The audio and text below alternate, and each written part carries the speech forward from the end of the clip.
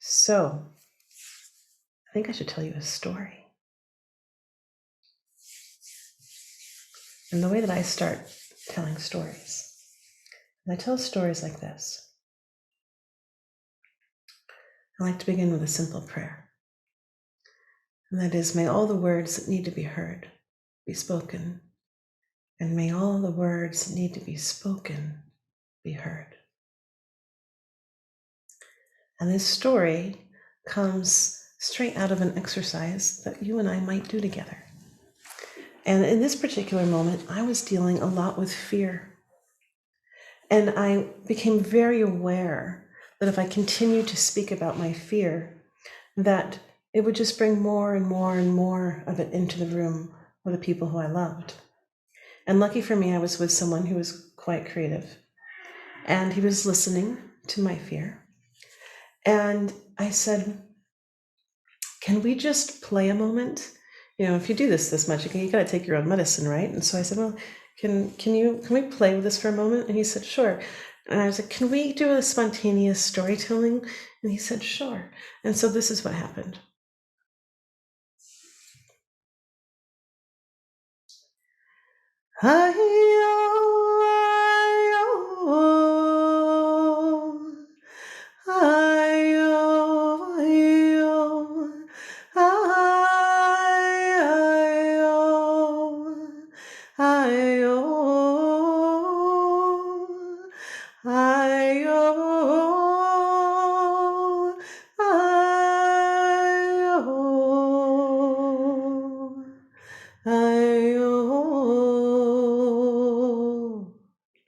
Once upon a time, there was this beautiful village.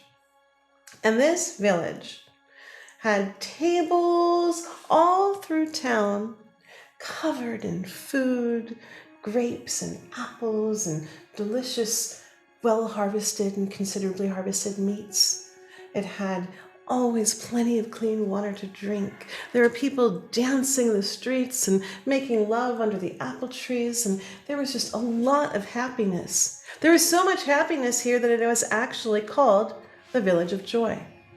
And one of the things that was very distinct about this place is that in their gardens, they were particularly known for the extraordinarily bright, beautiful, and joyful sunflowers that grew there. And as would any village, there was a brother and a sister. And they lived in this very modest hut that gave them exactly what they needed to rest and restore and eat well and be with their family. And in the kitchen, just kind of barely underneath the table, there was this word that was scratched out into the wood. And the children grew up seeing that word scratched out into the wood, and they didn't quite know what it was there for. I mean, it was a word that was very familiar. It reminded them of dinner. And it made them kind of smile, And their parents told them that their great-great-great-great-grandmother had etched it into the floor so that if ever there was a moment when all seemed lost and no hope was left, they could speak that word into presence and they would be protected. I mean, the kids looked at that word and they thought that was a very, very strange choice for such a big kind of task. But what the heck? They grew up with it. It was like their friend, it was just the word on the floor. Anyway, time goes by. Everything's so joyful and peaceful. And kids, it's like they want to know what else is out there in the world. And so they start to notice that late at night, when they're looking out their windows, over the top of the hill, there's a little bit of light that's coming from the other side of the ridge. And it's not from the moon. It's from something else. And they go to their auntie and they say, Auntie, what's on the other side of the village? Oh, no, she said. There's no going to the other side of the village. Why not? She wouldn't tell them. She wouldn't give them anything. Nothing. Well, so of course they got crazy curious. So they went over to their uncle and they said, "Uncle, Auntie told us to ask you," these kids were clever, "Auntie told us to ask you what was on the other side of the ridge."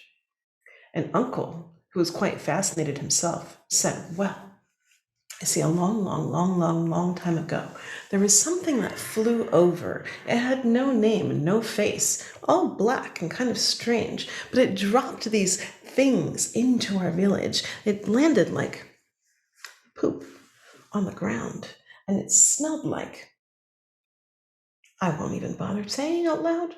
Anyway, we went over to it, and some, looked at it and kept walking. Some looked at it, and it was as if they started to get hypnotized by that which was there. And they, even though it smelled gross and looked gross and handled rather disgusting, they would pick it up, and then they began to feel that way too, kind of gross and disgusting, a little bit left and discarded. And the more that they carried it, they started to kind of spread it on other people and other beings, and it began to kind of spread like a weird little virus through our beautiful, beautiful home. And we thought there was no place for this, so we asked those people to put it down. They wouldn't. It was stuck on them. And it became this situation. We had a council late into the night because it was taking over more and more and more of our good village of people. And finally, we made a decision, a choice, and no one knows if it was right and no one knows if it was wrong, but we banished those people. We banished them, and we sent them in a long line over that ridge to live on the other side with what was left of them and what they had handled, picked up, not known how to drop off. We haven't seen them since. Well, those little kids were super curious about who these ancestors of theirs were. So one night they snuck out and they climbed over the ridge, and they looked down, and sure enough, there was this whole other village of people right on the other side of this mountain.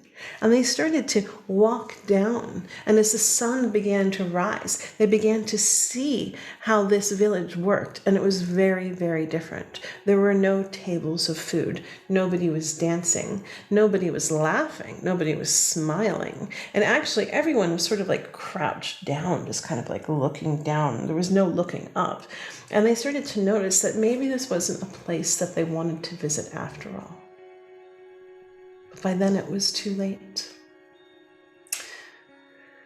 For what was growing in their gardens was nothing like the gorgeous sunflowers of their time.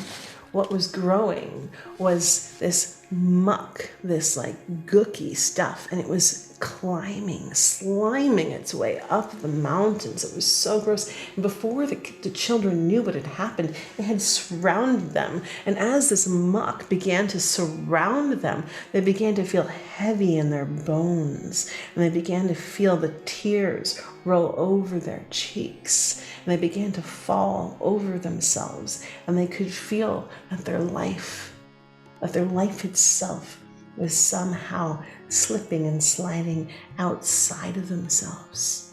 And it was in that moment when the little girl remembered of what her great-great-great-great-great-great-great-grandmother had done by carving that word into the very floor of their kitchen that she might call upon in a moment of despair. And she realized this was the despair that she was prepared to meet with that word. And so in that moment, she grabbed her brother's hand and she looked at him in complete open-eyed desperation, and she said, "Chicken!"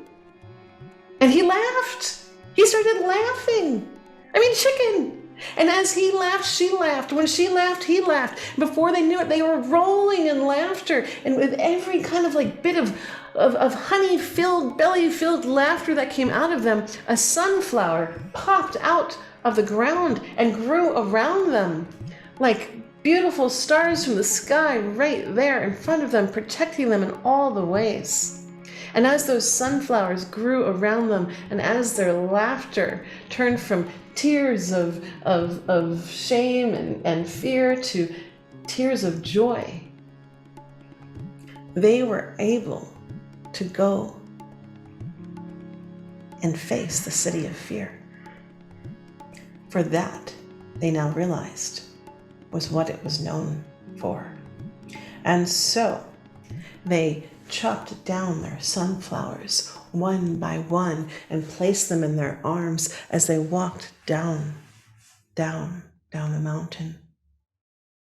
And there they met these people who were in one breath strangers, and in another breath their ancestors. And they looked them in the eye. They had to crouch down to catch their eye, which was only looking at the ground. And they offered them these sunflowers. And they told them,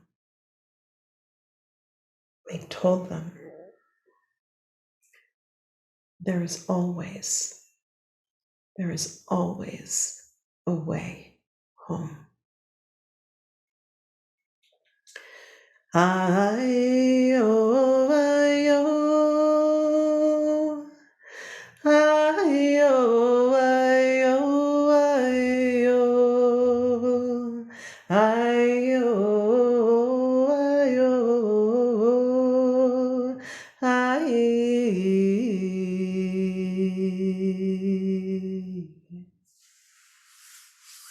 And so, here we have it. A little description of the School for Sacred Storytelling and a little example of how we can work with story as a tool to transform and alchemize and make sense and bring meaning to the things that are so hard to meet in these moments. And so if you are working with fear, for example, you might want to see what would be the opposing energy. What is the invitation for something else? And how can you find a way to bring that and speak into the space so that you can speak not just the voice of fear, but to the voice of fear, making fear a character in your own story rather than the main celebrity or star. So that's more than a mouthful for you guys. I hope that you are wonderful and well and enjoy your journey through storytelling. And if you know that this is your place, welcome, welcome, welcome. I can't wait to hear your stories. And if you have any questions, you know how to find us, but I'll just tell you right here, you can always email us at info@lealam.com and someone will be there to meet and greet your questions. All right. Talk to you soon, and I hope to hear your stories even sooner.